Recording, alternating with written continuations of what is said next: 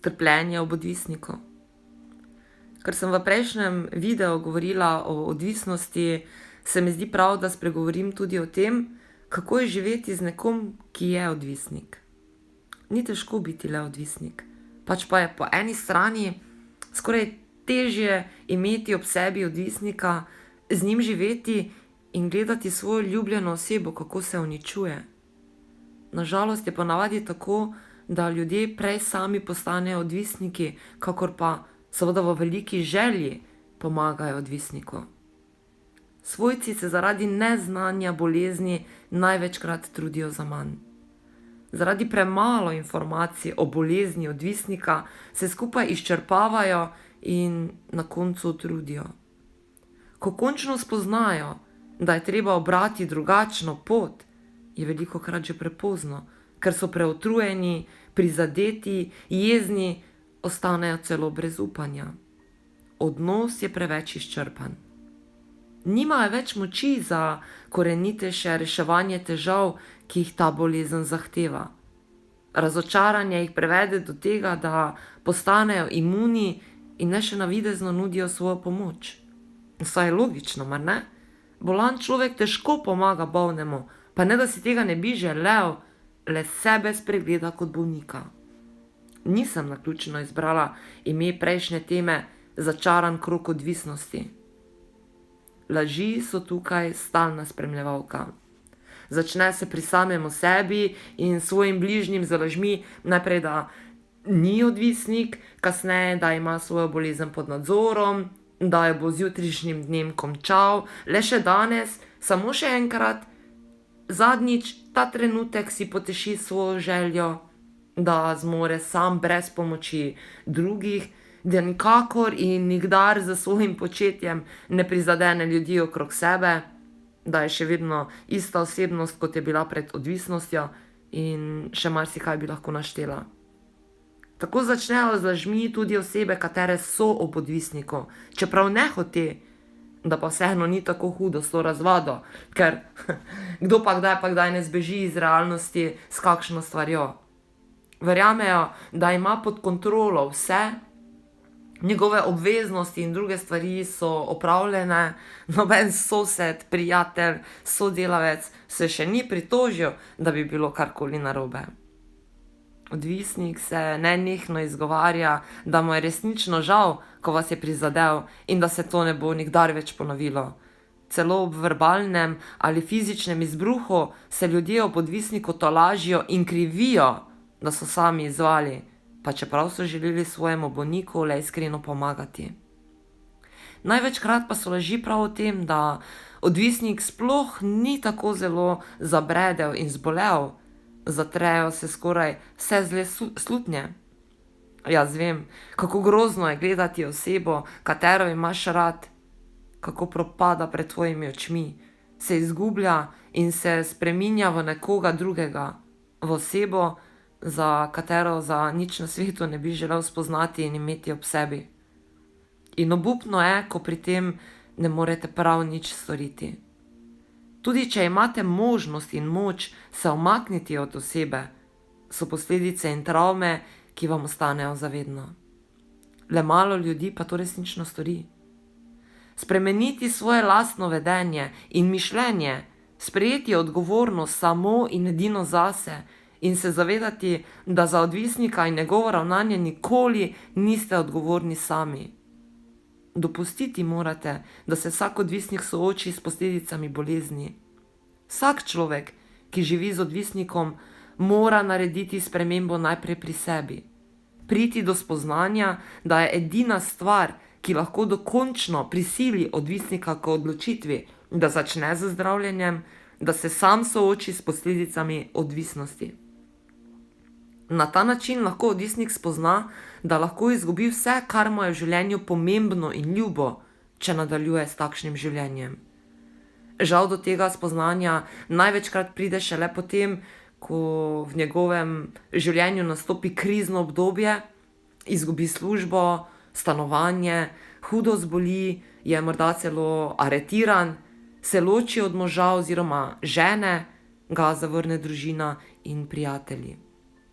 Ko se odvisnik začne zavedati vseh težav okrog sebe, ko ne najde več nikjer potuhe in razumevanja, ko začne prezirati svoje lastno življenje, se bo v njem prebudila želja po tem, da poišče pomoč in se reši zasvojenosti. Želim povedati, da ljudje, ki živite z odvisnikom, ne morete ne ozdraviti, niti nadzirati odvisnosti ljubljene osebe, lahko pa na njo vplivate. Verjamite mi, pri veliki večini je žal tako, da izkazovanje skrbi in ljubezni v odnosu do odvisnika situacijo le poslabša, saj odvisnost povzroči, da oseba čustveno nazaduje in postane popolnoma nezrela. Odvisniki se naučijo prikrojevati stvarnost, slepariti, lagati, vse samo zato, da uspešno zadovoljijo svoje potrebe. Njihove zgodbe in številni izgovori zvenijo tako prepričljivo, da jim najbližji z lahkoto verjamejo. Stopite po pomoč ljudem, ki takšno pomoč nudijo, k ljudem, ki so podobno pot sami že prehodili. Iskreno vam povem, da boste presenečeni, ko boste ugotovili, da niste osamljeni in edini v svojem primeru, da je kar veliko obstoječih programov za pomoč odvisnikom in njihovim svojcem, nekateri bolj uspešni od drugih. Včasih se vam bo srce lomilo na tisoče koščkov, ob solzah in prosjačenju, bili boste izgubljeni in razdvojeni ob obljubah vašega odvisnika. Vendar verjamite mi, da boste vedno znova nasedli in začaran krog se bo nadaljeval. Slej kot prej pride točka, ko morate tudi sami sprejeti odločitev, morda najtežjo v svojem življenju, ali boste še naprej sebi vsak dan pomalem umirali in trpeli zaradi odvisnosti ljubljene osebe, morda iz obupa in želje pomagati celo sami padli vanjo, ali pa boste, ne glede na bolečino, ravno zaradi samospoštovanja na prvo mesto postavili sebe, zbrali dovolj poguma in iz tega začaranega kroga odšli.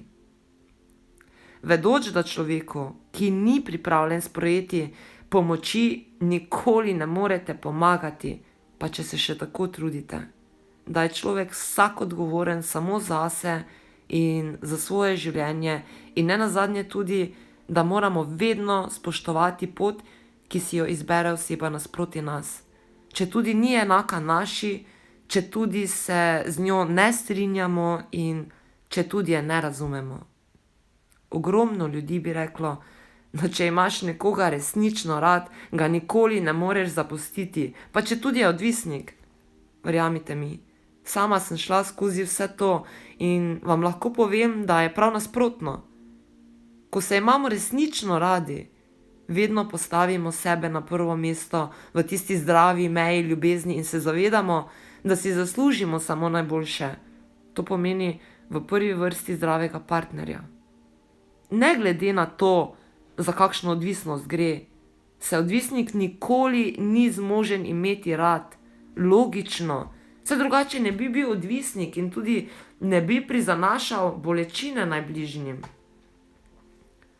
Oseba, ki ne zna ali ne zmore imeti rad samega sebe, pa jasno, da ne zmore imeti rad tudi drugih. Vedno začnemo pri sebi in zato je vsak odnos do drugih v bistvu pokazatelj našega lastnega odnosa do samega sebe. Menim, da je najtežje sprejeti prav to dejstvo in se kljub ljubezni do partnerja zavedati, da ste najpomembnejša oseba v svojem življenju prav vi sami in da ste edino sami odgovorni za svojo srečo.